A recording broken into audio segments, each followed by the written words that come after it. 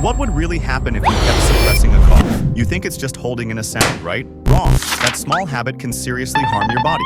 So how does it even start? I'll explain. The truth is, when you suppress a cough, pressure builds up inside your lungs and airways. Instead of releasing it, the force gets redirected inward, straining delicate tissues. Doctors warn this trapped pressure can lead to internal damage, from throat injuries to lung complications in severe cases. But before you ignore your next cough, tap like, click subscribe, and share this fast. Because sometimes, stopping your body's natural reflex can do more harm than the cough itself.